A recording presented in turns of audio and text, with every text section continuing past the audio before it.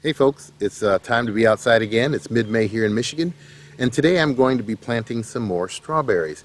And I have 5 new varieties that I wanted to try out, which include EV2, Flavor Fest, Malvina, Mar de Bois or Mara de Bois, I think it's French, but I'm not sure, and Mayflower.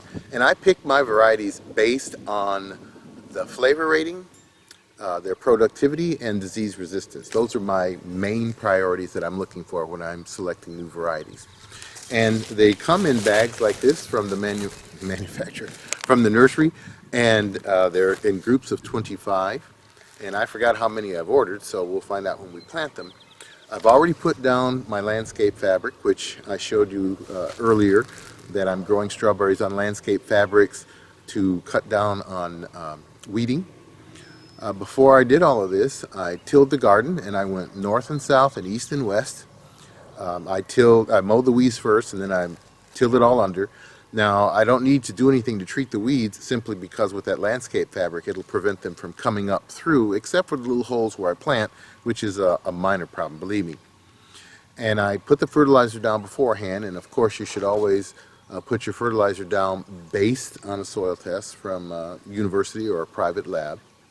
And now I'm about to cut the landscape fabric and I will plant the strawberries. Now I ordered a planting tool this year, and this is what it looks like. And I'll show you a close-up. It's kind of an interesting little gizmo. And basically what you do is you put your plant where the hole is and then just push it down to the depth that you want it, which is in about the middle of the crown, and I'll show you that on film as I plant them.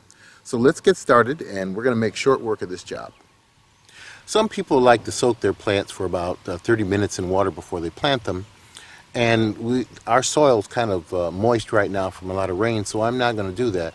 What I am going to do is, the first row is I'm not going to soak them. The second row, I am going to soak them and see if we see much of a difference between the two in terms of how well they establish, how many survive, and how vigorous the plants will look after we do this. While you're planting, you do not want the roots to dry out, so it's a good idea to keep them in a bucket, or you can cover them up with something to keep them out of the sunlight. In this case, I'm just using the packing material to try to keep the roots in good shape till I can get the plants in the ground. Okay, this is a typical strawberry plant, and these are the roots down here. And this is the crown, and of course these are the developing leaves. What we want to do is plant the plant so that we're right there in the middle of the crown. You don't want to bury it too deep because then it won't grow very well, and if it's too shallow where the roots are exposed, it'll dry out. So what we're going to do now is make a little crisscross cut in our landscape fabric, and it's very important that you have a nice sharp knife to do that.